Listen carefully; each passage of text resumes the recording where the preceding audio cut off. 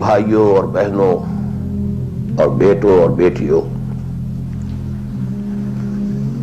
میری آج کی گفتگو کا عنوان جو پہلے سے طے ہے، نجات کی راہ۔ لیکن میں آج چاہتا ہوں کہ جو دعائیں میں عام طور پر اپنی گفتگو کے شروع کرنے سے پہلے مانگا کرتا ہوں، ان کی طرف خصوصاً توجہ آپ کی مبذول کرا دوں۔ اللہم ربنا الہمنا رشدنا واعذنا من شرور انفسنا۔ اے اللہ ہمیں ہر اس بات کا الہام کر دے، ہمارے دلوں میں ہر وہ بات ڈال دے جو ہمارے رشد کی، ہدایت کی، فوز کی، کامیابی کی، فلاح کی ہو۔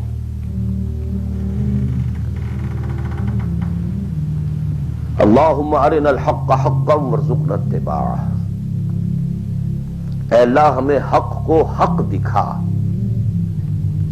ہم اس میں دھوکہ نہ کھا جائیں، مغالطے میں نہ مبتلا ہو جائیں، اور اسے قبول کرنے کی، اختیار کرنے کی ہمیں توفیق عطا فرما۔ محض حق کو سمجھ لینا کافی نہیں ہے، بلکہ الٹا نقصان دہ ہے اگر اسے اختیار کرنے کے لیے انسان تیار نہ ہو۔ اللہم ارنا الحق حقا وارزقنا اتباعہ وارنا الباطل باطلا وارزقنا اجتنابہ۔ ہمیں باطل کو باطل ہی دکھا، ایسا نہ ہو کہ ہم غلطی سے باطل کو حق سمجھ بیٹھیں، اور اے اللہ ہمیں اس باطل سے اجتناب کرنے کی، اس سے بچنے کی ہمت عطا فرما۔ اللہم وفقنا لما تحب وترضى، اور اے اللہ ہمیں ہر اس کام کی توفیق عطا فرما جو تجھے پسند ہے اور جن سے تو راضی ہوتا ہے۔ یہ دعائیں آپ میں سے ہر شخص اچھی طرح شعوری طور پر اس وقت اپنے دل میں مانگ لیں اور پھر میری گفتگو کو سماعت فرمائیں۔ نجات کا لفظ جو میں نے استعمال کیا ہے وہ ان کئی الفاظ میں سے سب سے نچلی سطح کا لفظ ہے جنہیں قرآن مجید کامیابی کے لیے استعمال کرتا ہے۔ بہت سے الفاظ آپ نے سنے ہوں گے، فوز، اولئک هم الفائزون، وہ کامیاب لوگ ہیں۔ رشد، اولئک هم الراشدون، وہ لوگ ہیں کہ جو بڑے نصیب والے ہیں۔ فلاح، اولئک هم المفلحون، وہ ہیں اصل میں کہ جنہوں نے بلند ترین کامیابی حاصل کر لی۔ سعادت، فاما الذین سعدوا، ان میں سب سے نیچے کا لفظ ہے نجات۔ نجات سے اوپر ہے فوز، فوز سے اوپر ہے فلاح۔ یہ اس کی ہائر ڈگریز ہیں، جیسے کامیابی امتحانات میں ایک محض پاس ہو جانا ہے اور ایک اس میں اے گریڈز لے کر آنا ہے، یا ہمارے ہاں وہ ڈویژن شمار ہوتے ہیں، فرسٹ ڈویژن ہے، سیکنڈ ڈویژن ہے، تو یہ کئی اصطلاحات ہیں۔ فوز، فلاح، رشد، سعادت، سب سے کم سب سے نیچے، سب سے کم نجات۔ وَمَا لِي أَدْعُوكُمْ إِلَى النَّجَاةِ وَتَدْعُونَنِي إِلَى النَّارِ۔ تو کم سے کم جو کامیابی کی شرائط اسلام میں ہیں، آج ہمیں ان پر گفتگو کرنی ہے۔ اللہ تعالی ہمیں اس سے اوپر بڑھنے کی توفیق دے، رشد اور فوز اور فلاح کی منزلوں سے ہم کنار فرمائے۔ لیکن ظاہر بات ہے کہ یہ تمام منزلیں بعد میں ہیں، پہلے کامیابی تو ہو۔ یہاں تک اس نجات کی راہ کا تعلق ہے، اس کے موضوع پر کیونکہ قرآن مجید کی جامع ترین سورت جو اس لیول پر گفتگو کرتی ہے اور جامع ترین ہے، وہ سورۃ العصر ہے۔ والعصر ان الانسان لفی خسر الا الذین آمنوا وعملوا الصالحات وتواصوا بالحق وتواصوا بالصبر۔ ثابت ہوا یہ بیس لائن ہے، اس سے نیچے تو نجات ہی نہیں ہے، وہ تو خسران ہے، ناکامی ہے، یہ بیس لائن ہے۔ اسی لیے میرا جو کتاب چاہے نجات کی راہ سورۃ العصر کی روشنی میں، the road to salvation in the light of Surah Al-Asr, Urdu میں بھی ہے، انگریزی میں بھی ہے۔ تو جیسا کہ میں نے بتایا تھا اپنی ترجمہ قرآن کے نشستوں میں کہ میں نے اسی سورۃ العصر پر بیس کر کے ایک منتخب نصاب قرآن مجید کے مطالعے کا سلیکٹڈ کورس آف اسٹڈی یہ مرتب کیا، جس میں آم کی گٹھلی جس طریقے سے وہ شے ہے جس سے پورا آم کا درخت وجود میں آ جاتا ہے، ایسے ہی سورۃ العصر ہے جس سے پورا قرآن جو ہے کھلتا چلا جاتا ہے۔ کتاب احکمت آیاتہ ثم فصلت من لدن حکیم خبیر، کل قرآن سورۃ العصر میں ہے۔ اس پر میرے آڈیوز ہیں، ویڈیوز ہیں، پورا منتخب نصاب بھی سمجھیے سورۃ العصر کی تفسیر ہے۔ بہرحال اس موضوع پر میں نے گزشتہ 35 سالوں میں لا تعداد مرتبہ گفتگو کی، لیکن آج میں ذرا ایک مختلف زاویے سے، مختلف اسلوب میں، باتیں وہی، حق تو ایک ہے، جہنم ایک ہی ہوگی، اس کے اندر داخلے کے دروازے لہا سبعۃ ابواب، جنت ہے اس سے داخلے کے دروازے مختلف ہیں، حق ایک ہے، لیکن اپروچ اس تک جانے کے لیے راستے ہیں بہت سے۔ تو میں آج ذرا ایک مختلف اسلوب سے وہی باتیں آپ کے سامنے دہراؤں گا۔ مختلف اسلوب کا فائدہ ہوتا ہے، جس بات کو انسان ایک خاص انداز سے سنتے رہنے کا عادی ہو جائے پھر اس پر توجہ نہیں کرتا۔ بہت مرتبہ سنی ہے یہی بات ہے، لیکن ذرا سا اسلوب بدل دیجئے تو ذہن جو ہے وہ بیدار ہو جاتے ہیں اور ایک نئی آمادگی پیدا ہو جاتی ہے بات کو سمجھنے کے لیے۔ اسی لیے وہ بڑا پیارا مصرع ہے کہ ایک پھول کا مضمون ہو تو 100 رنگ سے باندھو۔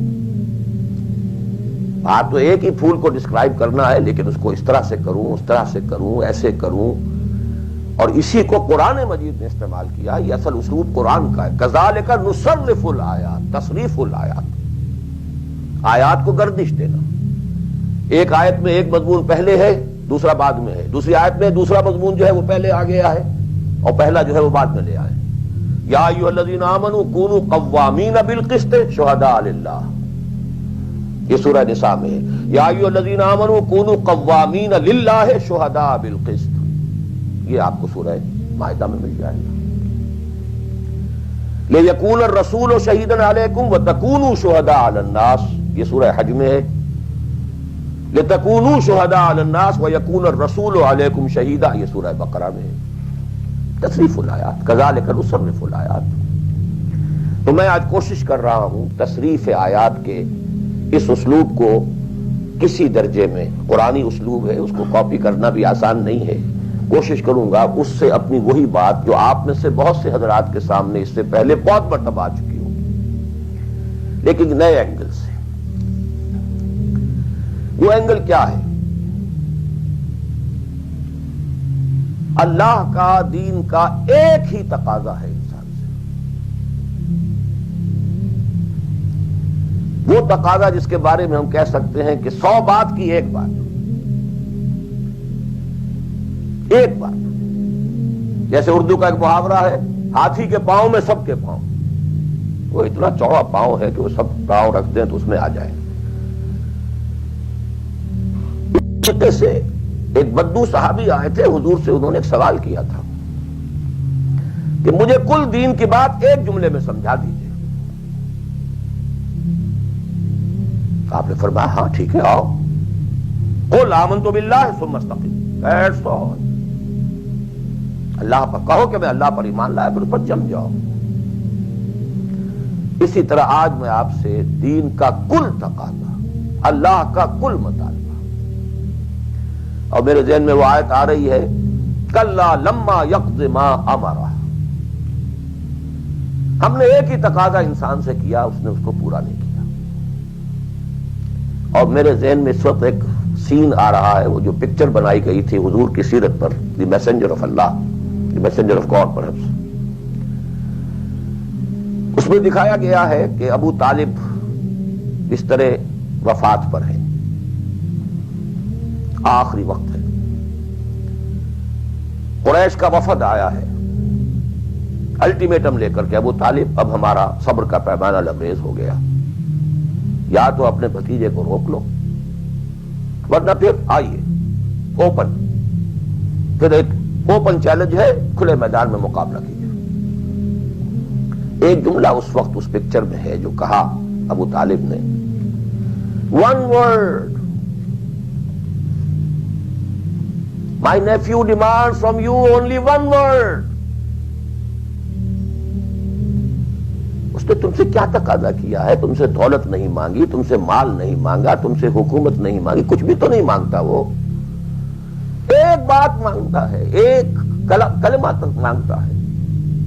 ابو جہل نے فوراً ریٹارٹ کیا، the one word he demands demolishes all the gods۔ وہ ایک بات اس کی ایسی ہے کہ جو ہمارے سارے معبودوں کا دیا پانچا کر کے رکھ دیتی ہے، ختم کر دیتی ہے۔ ایک بات، دین تو ایک بات ہے۔ اسی انداز میں آپ کو بتا رہا ہوں کہ اللہ کا کل تقاضا، دین کا کل تقاضا ایک لفظ میں ہے، وہ لفظ ہے عبادت۔ تمام انبیاء کی دعوت آپ قرآن مجید میں مختلف مکی صورتوں میں پڑھیں گے، ان اعبدوا اللہ ما لکم من الہ غیرہ، اللہ کی عبادت کرو، تمہارا اس کے سوا کوئی الہ، کوئی معبود نہیں۔ خود قرآن کی دعوت صرف اس فرق کے ساتھ کہ پہلے انبیاء کہتے تھے یا قوم اعبدوا اللہ، اے میری قوم کے لوگوں اللہ کی عبادت کرو، اللہ کی بندگی کرو۔ حضور چونکہ بھیجے گئے پوری نوع انسانی کے لیے، تو یہاں خطاب ہے یا ایھا الناس اعبدوا ربکم الذی خلقکم والذین من قبلکم لعلکم تتقون۔ اے لوگو، اے بنی آدم، بندگی کرو، پرستش کرو اپنے رب کی جس نے تمہیں پیدا کیا۔ سورہ ذاریات میں فرمایا وما خلقت الجن والانس الا لیعبدون، تمہاری غایت تخلیق ہی یہ ہے، ہم نے تمہیں پیدا ہی اس لیے کیا ہے کہ تم ہماری بندگی کرو، ہماری عبادت کرو۔ اور وہی 100 بات کی ایک بات حضرت یوسف نے اپنے قید خانے کے ساتھیوں سے کہی تھی، ان الحکم الا للہ امر لا تعبدوا الا اياه ذلك الدين القیم۔ ایک جملے میں کل دین قیم ہے، مکمل دین ہے، اس کے سوا کسی اور کی عبادت اور بندگی نہ کرو۔ ایک لفظ ہے، ایک تقاضا ہے، ہم پورا کر دیں تو نجات بھی ہے، فوز بھی ہے، فلاح بھی ہے، رشد بھی ہے، سعادت بھی ہے، ہدایت بھی ہے، سب کچھ۔ لیکن اب یہ کہ یہ عبادت ہے کیا؟ عبادت کے 5 اجزاء، بلکہ اجزاء کا لفظ میں نے غلط شمار کیا، استعمال کیا، 2 تو ہے لازمی اجزاء، لازمی، اور 3 اس کے ضمنی پہلو ہیں، تو 2 × 3 5۔ یہ 5 باتیں اگر یاد نہیں رہتی ہیں تو عبادت کا تصور آپ کا درست نہیں ہوگا۔ آخر کوئی اتنی بڑی بات ہے کہ تمام نبی اسی کی رٹ لگاتے رہے، اسی کی تکرار کرتے رہے؟ کوئی اتنی بڑی بات ہے کہ ابدی فوز و فلاح اور رشد اور سعادت اس کے ساتھ وابستہ ہے؟ کوئی بہت بڑی بات ہے، معمولی بات تو نہیں۔ ابدی جہنم اور ابدی جنت، کتنا فرق ہے، اور وہ اسی ایک لفظ کے ساتھ وابستہ ہے۔ عبادت ہے کیا؟ اس کے 2 جو لازمی اجزاء ہیں، ان میں سے ایک کی مثال ہے جسم۔ یہ میرا جسم 2.5 من وزن ہے اس کا، یہ میرا جسم ہے۔ ایک اس میں روح ہے، بدن وغیرہ نہیں ہے، نہ نظر آتی ہے، لیکن اصل انسان وہ روح ہے۔ اسی طرح عبادت کا جو جسد ظاہری ہے، جو نظر آتا ہے، پیلپیبل ہے، محسوس ہوگا، سامنے آئے گا، وہ ہے اطاعت کلی، total obedience, without any reservation, کوئی استثناء نہ ہو۔ مخلصین لہ الدین، اطاعت کو اس کے لیے خالص کر دیں، ٹوٹل اوبیڈینس۔ یہ ہے جسد، 2.5 من جو ہے عبادت وہ یہ ہے، اور اس کی روح کیا ہے؟ اللہ کی محبت۔ یہ اطاعت محبت جذبے سے سرشار ہوگا تب تو عبادت ہے، ورنہ اطاعت ہے صرف۔ اطاعت تو انسان حکمرانوں کی بھی کرنے پہ مجبور ہو جاتا ہے۔ ہم انگریزوں کی اطاعت کرتے تھے، آپ یہاں بہت سے ایسے قوانین کی اطاعت کرتے ہیں جو آپ کو پسند نہیں ہے، مجبوری ہے، آ گئے ہیں، رہ رہے ہیں، کیا کریں۔ لیکن جب آؤٹ آف لو، انٹینس لو، جب کسی کی ٹوٹل اوبیڈینس قبول کی جائے گی تو یہ عبادت ہے۔ یہ 2 ہے اجزاء لازم۔ اس کو بڑی خوبصورتی سے امام ابن تیمیہ اور حافظ ابن قیم انہوں نے بیان کیا ہے۔ العبادت تجمع اصلین، غایت الحب مع غایت الذل والخضوع۔ 2 چیزیں جمع ہوتی ہیں تو عبادت پوری ہوتی، انتہا درجے کی محبت اور انتہا درجے کی عاجزی اور اطاعت اور سرفگندگی کسی کے سامنے۔ یہ دونوں چیزیں اطاعت کے لازمی اجزاء ہیں عبادت کے۔ اور ان دونوں کے بارے میں ایک بات اور نوٹ کیجئے، ان دونوں کے اعتبار سے اللہ اور اس کا رسول بریکٹڈ ہیں، ساتھ جڑے ہوئے، اس لیے کہ اللہ کی اطاعت رسول کی اطاعت کے ذریعے۔ وما ارسلنا من رسول الا لیطاع باذن اللہ ومن یطع الرسول فقد اطاع اللہ۔ وہ ریپرزنٹیٹو ہے، وہ نمائندہ ہے اللہ کا، لہذا اللہ کی اطاعت، اطیعوا اللہ واطیعوا الرسول۔ اطاعت میں یہ دونوں بریکٹڈ ہیں۔ یہی وجہ ہے کہ قانون اسلامی کی مستقل سورسز جو ہیں وہ یہی 2 ہیں، اللہ کی کتاب اور اس کے رسول کی سنت۔ اسی طرح محبت میں بھی دونوں بریکٹڈ ہیں۔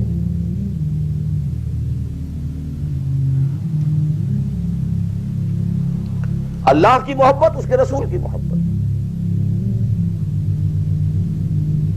والذین آمنوا اشد حبا للہ، شدید ترین، اشد۔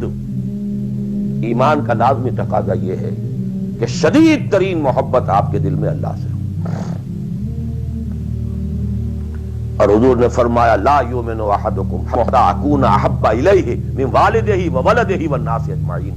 تم میں سے کوئی شخص مومن ہو ہی نہیں سکتا جب تک کہ میں اسے، اس کے باپ، اس کے بیٹے اور تمام انسانوں سے زیادہ محبوب نہ ہو جاؤں۔ اطاعت اور محبت میں دونوں بریکٹڈ ہیں، اللہ کی اطاعت، رسول کی اطاعت، اللہ کی محبت، رسول کی محبت۔ بلکہ ایک نقطہ اور نوٹ کر لیجئے، نظری طور پر بالا تر اطاعت اللہ کی ہے اور بالا تر محبت اللہ کی ہے، اور دوسرے درجے میں اطاعت رسول کی ہے اور دوسرے درجے میں محبت رسول کی ہے۔ عملاً ایک ہے نظری چیز، ایک ہے عملاً۔ عملاً اصلت اطاعت رسول کی ہے، اللہ کی اطاعت اس کے تابع ہے۔ کیوں؟ اللہ کا حکم بھی تو رسول نے دیا ہے، وہ بھی رسول کے منہ سے ہمیں اب تک پہنچا ہے۔ مصطفیٰ برسا خیش را کے دی ہماؤس، اگر بہو نہ رسیدی تمام بولا۔ تو اطاعت تو بن گئی رسول کی اصل، رسول ہی نے بتایا اللہ کا یہ حکم آیا تو ہم مان رہے ہیں۔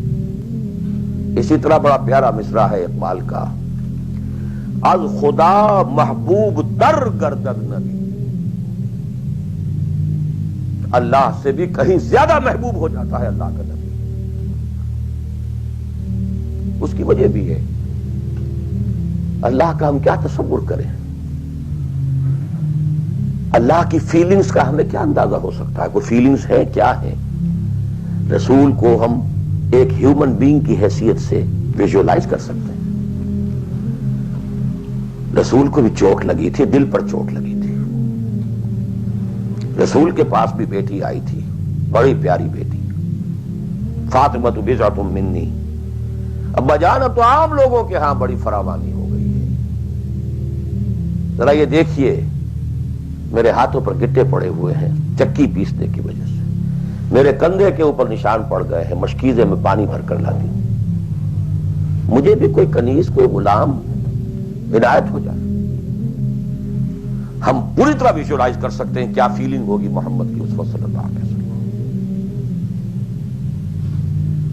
تو ہم ویژوائز کر سکتے ہیں نا کہ کیا کلیجہ اللہ نے دیا تھا کہ فرمایا بیٹی نہیں یہ چیزیں ہمارے لیے نہیں, تمہیں میں اس سے بہتر چیز دیتا ہوں. 33 مرتبہ سبحان اللہ, 33 مرتبہ الحمدللہ, 33 مرتبہ اللہ اکبر ہر نماز کے بعد کہہ لیا کرو. یہ کہیں زیادہ بڑی قیمتی شے. ہم محسوس کر سکتے ہیں کہ رسول کے دل پر کیا بیتی تھی جب حضرت حمزہ کی آزا بریدہ لاش سامنے آئی ہے کہ ناک کٹی ہوئی ہے, کان کٹے ہوئے, پیٹ چاک ہے, کلیجہ باہر نکلا ہوا, اسے چبایا گیا. But what is feelings? اور کیا پہاڑ جیسا دل اللہ نے دیا تھا, کیسے جبر کیا ہے, کیسے صبر کیا ہے. اگرچہ ایک وقت میں آ کر بات ظاہر ہو گئی جب مدینے میں واپس پہنچے ہیں اور انصار کے گھروں سے عورتوں کے بین کرنے کی, ماتم کرنے کی آوازیں آئیں تو الفاظ نکل گئے اما حمزہ تو فلا بواکی لہو, ہائے حمزہ کے لیے تو کوئی رونے والی بھی نہیں. حمزہ مہاجر ہے, یہاں حمزہ کا کون رشتہ دار, کون عورتیں رشتہ دار ہیں اس کے جو اس کا ماتم کریں گی. ہاں مکے میں ہوتا حمزہ عبد المطلب کا بیٹا اور یہ حادثہ ہوا ہوتا تو پورے مکے میں کوہرام ہوتا. آخر فیلنگز تھے کہ نہیں. اس لیے از خدا محبوب تر گردن نبی. بہرحال یہ دو چیزیں میں نہیں چاہتا کہ بات زیادہ دور نکلے, کلیئر کٹ ہمیں آگے چلنا ہے. ایک تقاضا 100 بات کی ایک بات, عبادت کرو خالصتاً اللہ کی. عبادت کے دو اجزاء لازم, اطاعت کلی, absolute obedience, total obedience, without any reservation, without any exceptions, کوئی استثناءات نہ ہو. زندگی کا ہر گوشہ, زندگی کا ہر پہلو, ظاہری ہو, باطنی ہو, داخلی ہو, خارجی ہو, انفرادی ہو, اجتماعی ہو, عائلی ہو, قومی ہو, سیاسی ہو, ہر اعتبار سے اللہ کی اطاعت. اور یہ اطاعت ہو اللہ کی محبت کے جذبے سے سرشار ہو کر, اور ان دونوں چیزوں میں اللہ کے ساتھ نظری طور پر, ثانوی طور پر, عملاً اولاً محبت رسول اور اطاعت رسول شامل ہے. 3 چیزیں ضمنی ہیں, اور یہ ضمنی چیزیں ایکسکلوسیو اللہ کے لیے, خالص اللہ کے لیے, یہ رسول کے لیے نہیں. نمبر 1, تعظیم کے کچھ مظاہر ہیں. سجدہ کرنا, قنوت, تعظیماً کسی کے سامنے کھڑے ہونا, ہاتھ باندھ کر, کندھے جھکا کر, یہ قنوت کہلاتا ہے. کھڑے ہونا تعظیماً, جھکنا تعظیماً, جس میں رکوع بھی ہے سجدہ بھی ہے, مطلقاً حرام کسی کے لیے, یہ صرف اللہ. یہ مینیفیسٹیشنز ہیں اس کی, عبادت کا مظہر ہے. فقوموا للہ قانتین, اللہ کے سامنے کھڑے رہا کرو, سجدہ کرو. یہ اللہ کے سوا کسی کے. نمبر 2, دعا صرف اللہ سے, نہ کسی نبی سے, نہ کسی رسول سے, نہ کسی فرشتے سے, نہ کسی اولیاء اللہ سے, نہ کسی بزرگ شخصیت سے, کسی سے نہیں. لا تدعو مع اللہ احدا, رسول سے بھی نہیں.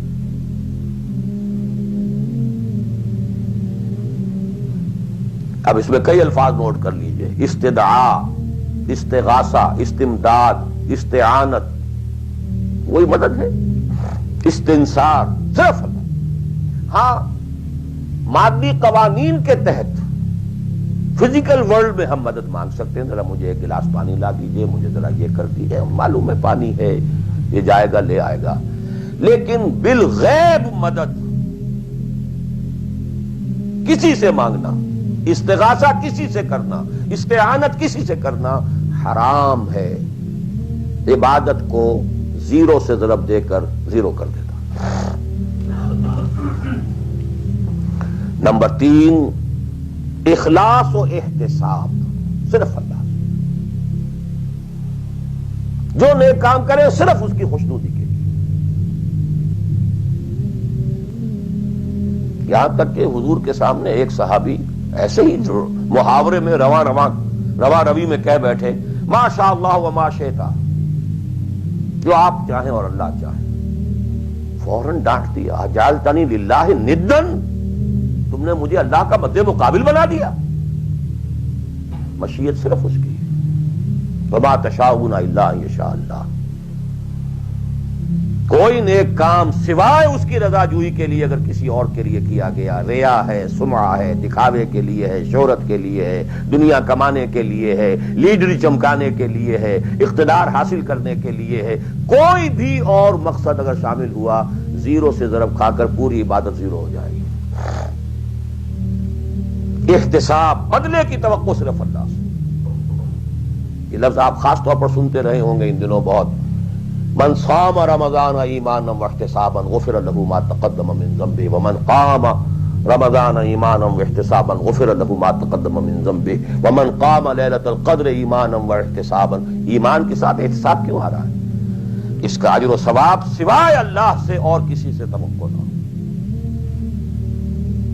یہ 5 چیزیں ہیں. جہاں تک اطاعت کا تعلق ہے اس میں ایک ایکسیپشن نوٹ کر لیجیے.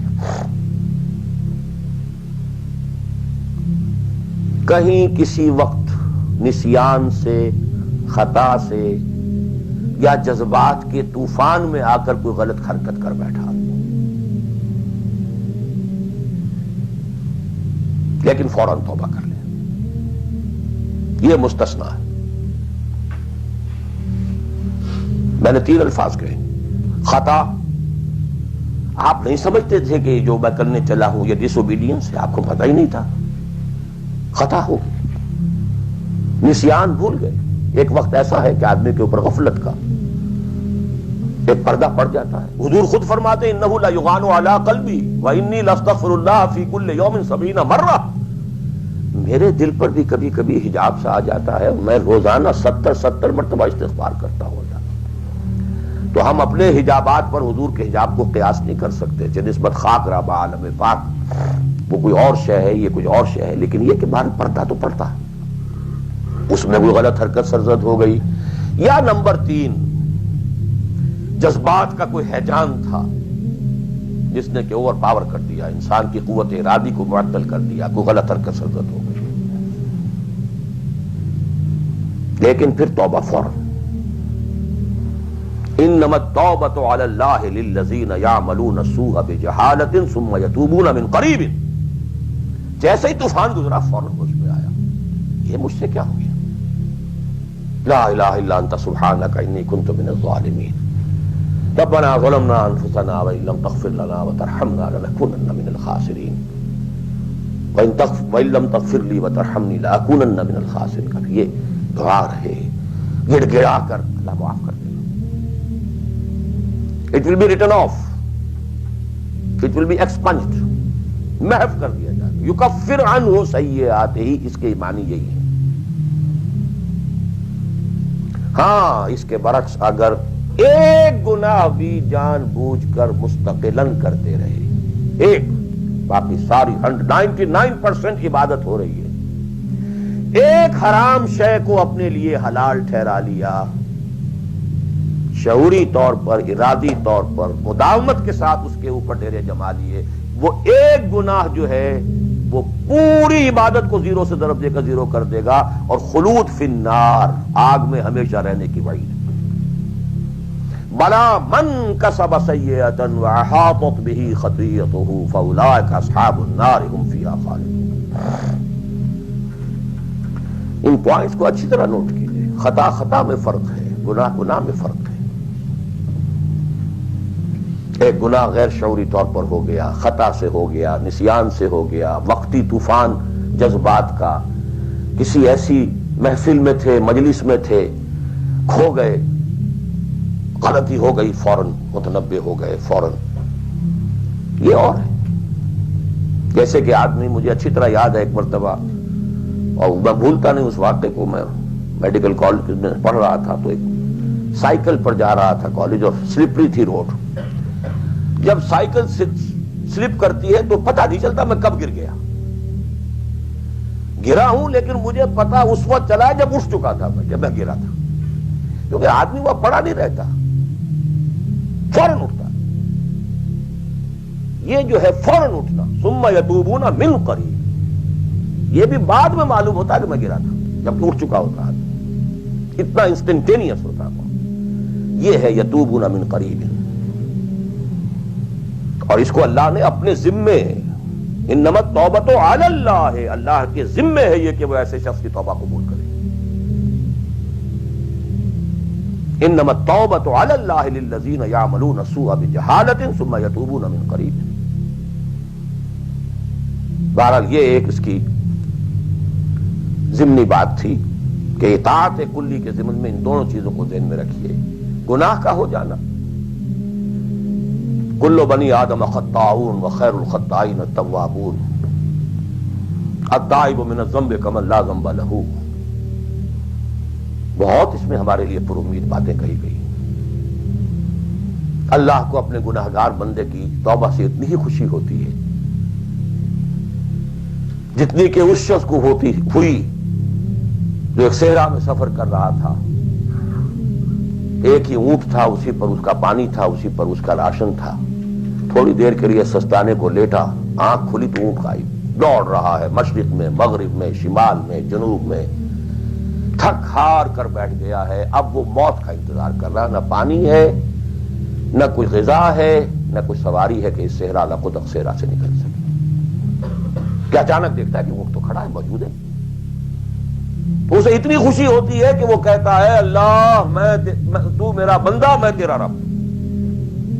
کہنا یہ چاہتا تھا اللہ تو میرا رب، میں تیرا بندہ، لیکن اتنا مغلوب ہو گیا ہے اس وقت جذبات میں خوشی کے کہ کہہ یہ بیٹھا کہ اللہ تو میرا بندہ، میں تیرا رب. اتنی خوشی ہوتی ہے اللہ کو اپنے کسی گناہگار بندے کی توبہ سے.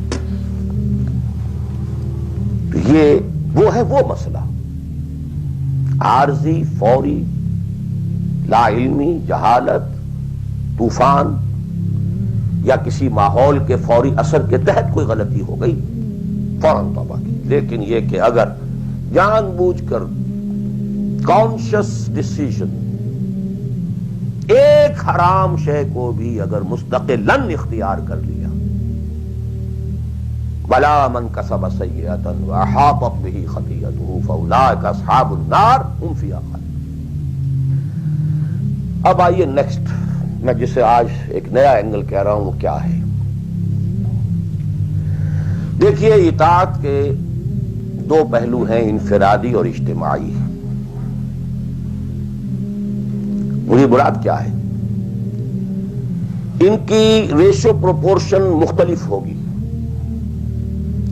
کوئی بہت آرگنائزڈ سوسائٹی ہے، اسٹیٹ کا کانسیپٹ ہے، اجتماعیت کا پڑھنا بہت بھاری ہو جاتا ہے، انفرادیت بہت محدود ہو جاتی ہے.